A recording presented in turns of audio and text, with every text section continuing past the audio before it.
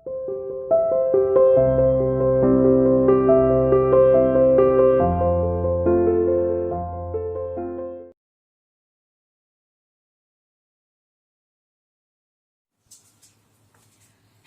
Good morning बच्चों। Welcome to CR international school online classes. बच्चों, मैं आपकी हिंदी की टीचर उपस्थित हूँ आपके सामने आपको हिंदी पढ़ाने के लिए। बच्चों, आज के इस वीडियो में हम पढ़ने वाले हैं चैप्टर 10 यानी पार्ट 10 और जिसका नाम क्या है बताइए, पता है ना सभी को? हाँ जी, पार्ट 10 जिसका नाम है बच्चों समानार्थी शब्द। और समान समान का मतलब जैसे एक समान, एक जैसे, और अर्थ मतलब, ठीक है, यानी जिन शब्दों के एक जैसे अर्थ होते हैं उन्हें हम समानार्थी शब्द कहते हैं। और एक और बात बच्चों, समानार्थी को पर्यायवाची शब्द के नाम से भी जाना जाता है। यानी अगर आपसे क्वेश्चन पूछ लिया जाए कि पर्यायवाची शब्द क्या होता है तब भी हमारा वही आंसर होगा, और आपसे पूछ लिया जाए समानार्थी शब्द क्या होते हैं तब भी हमारा सेम आंसर होगा। अब बात करते हैं सेम आंसर होगा ये तो ठीक है, लेकिन होते क्या है? देखिए बच्चों, पर्यायवाची शब्द या समानार्थी शब्द का मतलब होता है कि जिन शब्दों के अर्थ एक जैसे होते हैं, यानी शब्द तो दिखने में अलग अलग लगते हैं लेकिन उनका अर्थ एक जैसा होता है, उन्हें हम समानार्थी या पर्यायवाची शब्द कहते हैं। जैसे मेरा नाम सुमन है, आपको भी पता है ना? हाँ जी। अब देखिए बेटा, मेरा नाम सुमन है लेकिन सुमन को और किस किस नाम से पुकारा जा सकता है, यानी उसके पर्यायवाची सेम उसके अर्थ वाले शब्द कौन कौन से होते हैं? जैसे सुमन का होता है कुसुम होता है, पुष्प होता है, फूल होता है। और ऐसे ही बच्चों आपके नाम के भी पर्यायवाची शब्द होते हैं। अच्छा देख लीजिए एक बार मैं एक एग्जांपल आपको बताती हूँ। जैसे आपका नाम मोहन है, ठीक है, आपके पापा आपको प्यार से राजा बोलते हैं, ठीक है, आपकी मम्मी बोलती है आपको मोहन है ना, मोनू, ठीक है, आपकी बुआ जी आपको किसी और नाम से बुलाती है, ठीक है, लेकिन जब भी ये नाम बोला जाएगा यानी पापा बोलेंगे राजा तो वही आप ही आओगे, ठीक है, मम्मी ने बोला आपको जो नाम से मम्मी बुलाती है आप उस नाम से आ गए, ठीक है, तो एक ही नाम के यानी बच्चा एक है, ठीक है, लेकिन उसके नाम अलग अलग है। जैसे हम सूरज का एग्जाम्पल ले लेते हैं, ठीक है, ये क्या है बच्चों?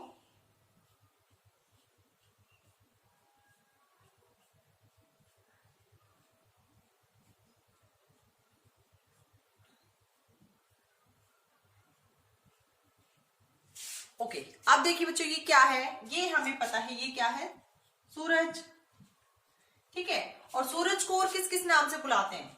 रवि भी बोलते हैं ना, रवि, इसको हम दिनकर भी बोलते हैं, दिनकर, और इसको हम सूर्य भी बोलते हैं ना बच्चों। यानी एक ही नाम, अब देखो अब इसका एक नाम नहीं है, अब इसी एक चीज को हम चार अलग अलग नामों से बुला सकते हैं, चार अलग अलग नामों से इसके जानते हैं। हमें पता है रवि बोलेंगे तब भी हमारे माइंड में एक ही पिक्चर सेट होगी, एक ही पिक्चर हमारे माइंड में आएगी, दिनकर बोला तब भी हमारे माइंड में एक ही पिक्चर आएगी, किसकी? सूरज की, यानी सूर्य की। ओके, अब देखिए बेटा चलते हैं हम इसकी डेफिनेशन की ओर, ठीक है, लेकिन डेफिनेशन करने से पहले हम इस चैप्टर को एक बार बुक के थ्रू रीड करेंगे। ओके बच्चों, चलिए आप अपने अपनी बुक के साथ रेडी हो जाइए। ये है मेरे हाथ में भी 4th क्लास की बुक और आपको ओपन करना है अपनी बुक में पेज नंबर 50। ओके बच्चों, देखिए आई होप सभी बच्चों ने अपनी बुक ओपन कर ली है। देखिए बच्चों, चैप्टर नंबर 10 इसका नाम है पार्ट 10 यानी समानार्थी शब्द, और समानार्थी शब्द को इंग्लिश में क्या बोलते हैं? एंटोनियम्स। क्या बोलते हैं बच्चों? एंटोनियम्स, समानार्थी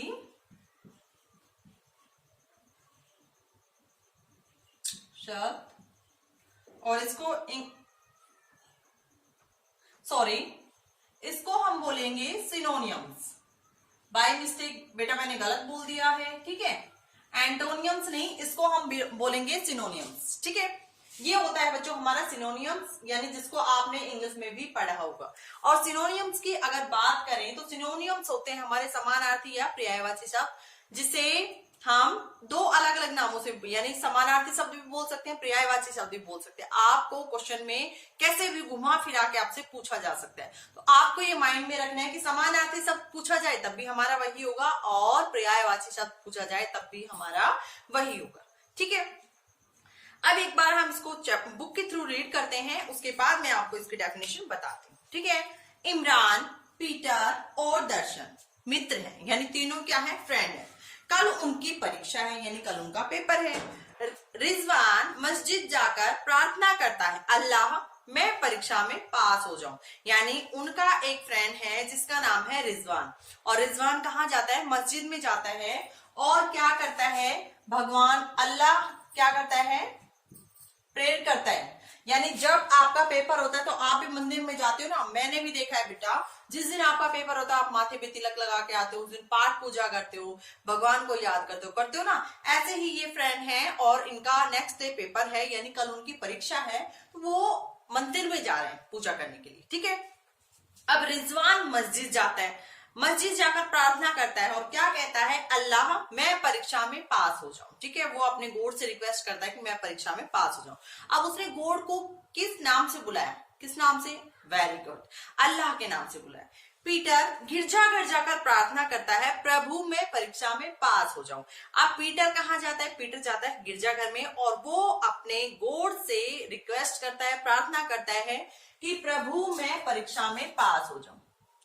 ठीक है, उसने क्या बोला, उसने कहा प्रभु, बेटा मैं मार्कर चेंज कर लेती हूँ। ठीक है, हाँ जी, उसने क्या कहा, पीटर कहाँ जाता है, कहाँ जाता है पीटर, पीटर गिरजाघर में जाता है और कहता है प्रभु मैं पेपर में पास हो जाऊं। ठीक है, अब आगे देखते हैं बच्चों। दर्शन मंदिर जाकर प्रार्थना करता है, भगवान मैं परीक्षा में पास हो जाऊं। और उनका जो तीसरा फ्रेंड है वो कहाँ जा रहा है पूजा करने, मंदिर में जाता है और वो क्या कहता है, भगवान मैं परीक्षा में पास हो जाऊं। ठीक है, आपने देखा कि इमरान, पीटर और दर्शन ने ईश्वर को अलग अलग नाम से पुकारा है। अब हमने देखा कि बच्चों ये किसके नाम है, ये गॉड के नाम है, यानी ईश्वर के नाम है। आप तीनों फ्रेंड ने ईश्वर को अलग अलग नाम से बुलाया, यानी गॉड को अलग अलग नाम से याद किया है, गॉड को अलग अलग नाम से पुकारा है। देखिए, आपने देखा कि इमरान, पीटर और दर्शन ने ईश्वर को अलग अलग नाम से पुकारा। आप तो जानते ही हैं ईश्वर एक है और हमें पता है बेटा हमारा गॉड वन ही है, एक ही हमारा भगवान है।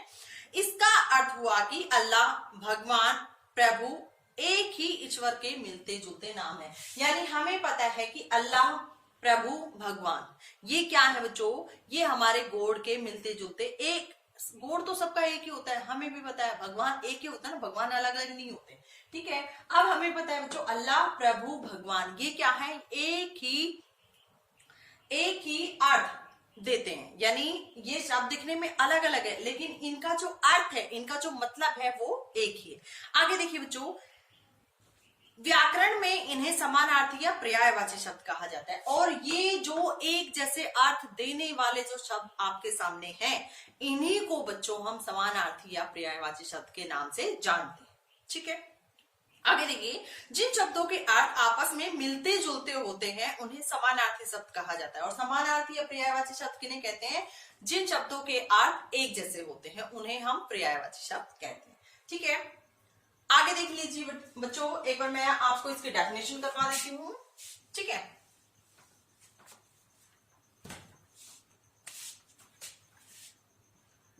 समानार्थी, अब ये बेटा मैं आपको बता देती हूँ कि समानार्थी शब्द और पर्यायवाची, मैंने अभी अभी आपको बताया ना कि दोनों सेम है, समानार्थी पर्यायवाची शब्द। यानी आपसे ये मैंने सिर्फ आपको समझाने के लिए लिखा है, आपको समानार्थी भी बताया जा सकता है या एग्जाम में आपसे समानार्थी के बारे में पूछा जा सकता है और एग्जाम में आपसे पर्यायवाची शब्द के बारे में भी पूछा जा सकता है। ठीक है, आपको पता होना चाहिए कि दोनों की डेफिनेशन एक होती है, दोनों का मतलब एक होता है। देखिए बच्चों, पर्यायवाची शब्द किसे कहते हैं, जिन शब्दों के अर्थ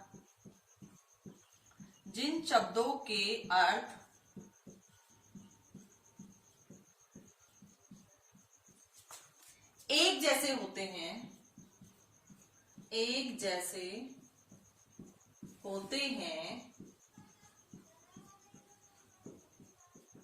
उन्हें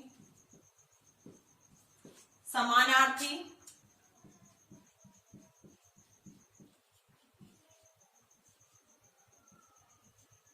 या पर्यायवाची शब्द,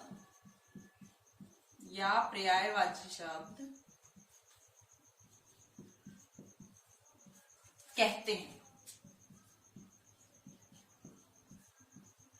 ओके बच्चों, यानी जिन शब्दों के अर्थ एक जैसे होते हैं उन्हें हम समानार्थी या पर्यायवाची शब्द कहते हैं। ठीक है, इसका इनके एग्जाम्पल नीचे दिए हुए हैं। ठीक है, जैसे कुछ समानार्थी शब्दों के उदाहरण यहाँ दिए जा रहे हैं।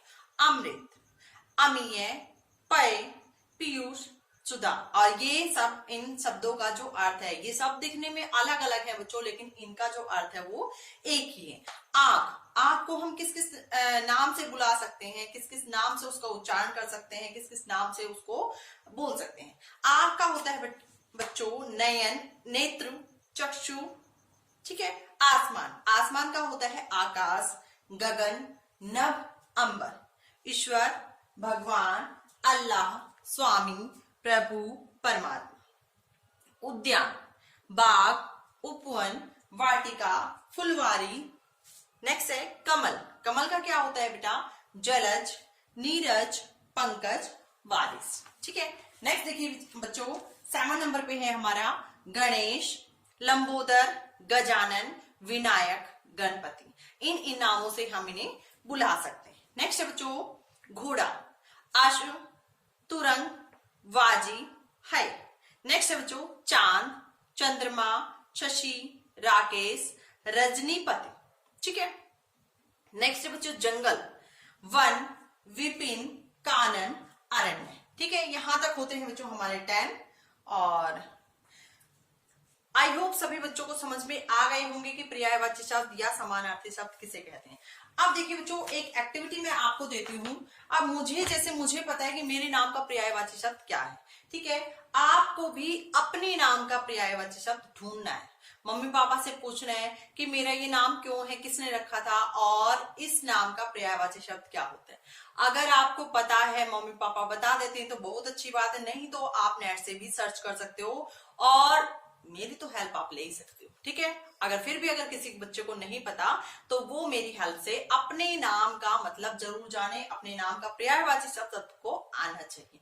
ओके बच्चों, आज के इस वीडियो में पढ़ेंगे हम, यहीं तक। मिलते हैं नेक्स्ट वीडियो में, तब तक के लिए thank you, have a nice day.